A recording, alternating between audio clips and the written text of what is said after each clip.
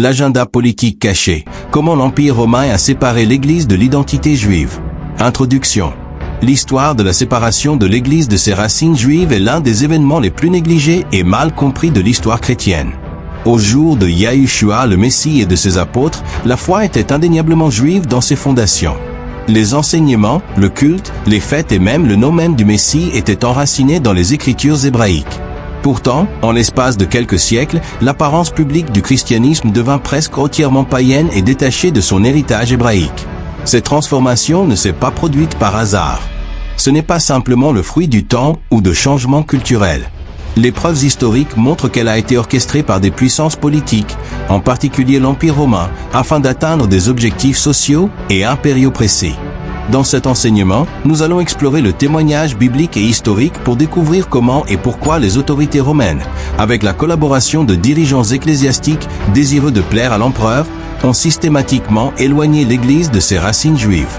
Nous verrons comment ce changement a non seulement transformé la doctrine et le culte, mais a aussi remodelé l'identité même du Messie dans la conscience des croyants pendant des siècles.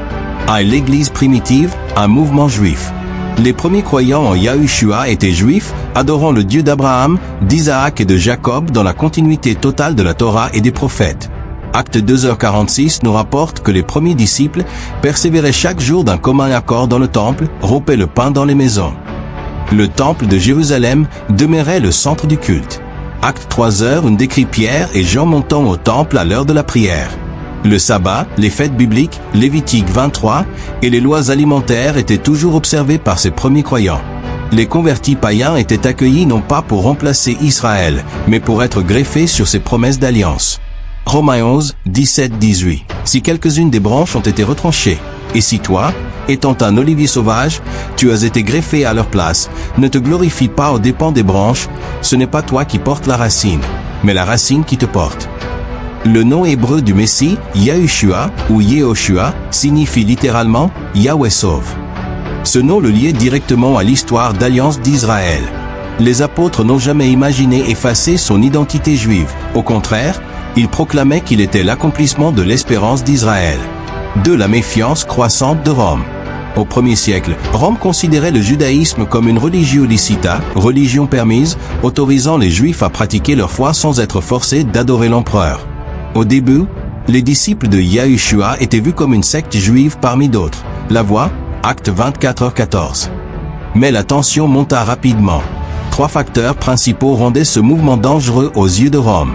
Refus d'adorer l'empereur. Juifs et chrétiens refusaient le culte impérial, considéré comme un acte de trahison. Allégeance à un autre roi. Acte 17h rapporte qu'on accusait les croyants de dire qu'il y a un autre roi, Yahushua. Association avec les révoltes juives. Les soulèvements juifs amenèrent Rome à assimiler les croyants à des insurgés nationalistes.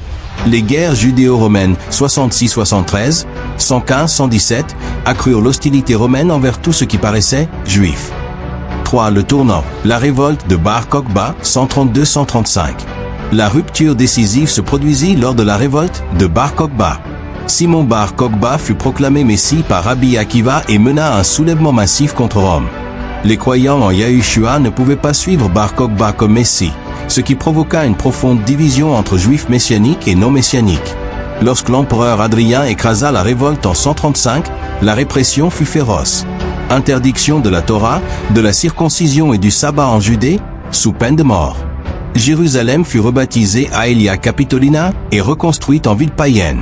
La province de Judée fut renommée Syria Palestina pour effacer l'identité nationale juive. Ce n'était pas seulement une victoire militaire, c'était une éradication culturelle planifiée. Tout ce qui portait une identité juive devenait politiquement dangereux. Dans ce climat, les dirigeants des communautés chrétiennes à majorité païenne, surtout à Rome, virent une occasion de se distancier du judaïsme pour éviter la persécution. 4. Le basculement vers une direction païenne. Avec Jérusalem détruite et les croyants juifs dispersés, la direction de l'Église se déplaça vers des villes à majorité païenne comme Antioche, Alexandrie et surtout Rome. Un des premiers témoignages écrits de cette séparation vient d'Ignace d'Antioche, début 2e siècle. Dans son épître aux Magnésiens, il avertit de ne pas vivre selon le judaïsme, exhortant à observer le jour du Seigneur plutôt que le sabbat. C'est aussi à cette époque qu'éclata la controverse cartodécimane sur la date de la Pâque. Les apôtres célébraient la Pâque le 14 Nisan, comme prescrit dans la Torah. Mais à Rome, on commença à promouvoir la célébration de la résurrection un dimanche, peu importe la date biblique, et à l'appeler Pâques, du nom de Eostre, fête païenne du printemps. Ce n'était pas seulement une question de calendrier, c'était une rupture délibérée avec le calendrier juif. 8. Los frutos amargos de la separación. Esta separación política y teológica produjo consecuencias trágicas. Siglos de antisemitismo alimentado por la retórica eclesiástica. La identidad judía del Mesías borrada, haciendo del cristianismo una religión rival en vez de la plenitud del plan divino. La dimensión profética que conecta el Evangelio con la restauración de Israel ignorada. En la Edad Media, muchos cristianos creían que los judíos estaban para siempre malditos y que la Iglesia era el único pueblo de Dios, una idea contraria a Romanos 11. 9. La restauración en los últimos tiempos. La Escritura predijo esta distorsión y prometió una restauración. Romanos 11, 25-26. El endurecimiento en parte ha acontecido a Israel, hasta que haya entrado la plenitud de los gentiles, y luego todo Israel será salvo. Efesios 2, 14-15 recuerda que Yahushua derribó la pared intermedia de separación, para hacer de ambos pueblos uno solo. En las últimas décadas, cada vez más creyentes redescubren las raíces hebreas de su fe, restaurando las fiestas bíblicas, recuperando el nombre original del Mesías y rechazando doctrinas antisemitas. No se trata de volverse culturalmente judío, sino de recuperar la plenitud del plan de Dios. Conclusión. La separación de la Iglesia de su identidad judía no fue un desarrollo natural, fue una obra deliberada del Imperio Romano. Para unificar y controlar su territorio, Roma remodeló el calendario, el lenguaje, la adoración e incluso la teología cristiana para borrar los lazos visibles con el pueblo judío. Lo que se perdió no fue solo una tradición, sino el contexto mismo del Evangelio.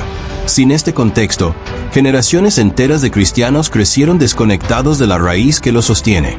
Hoy, el Espíritu de Dios está llamando a su pueblo a regresar, no al legalismo, sino a la verdad. A ver al Mesías tal como es, Yahushua, el Salvador judío del mundo, en quien judíos y gentiles son unidos en un solo hombre nuevo. Judas 1:3, contendáis ardientemente por la fe que ha sido una vez dada a los santos.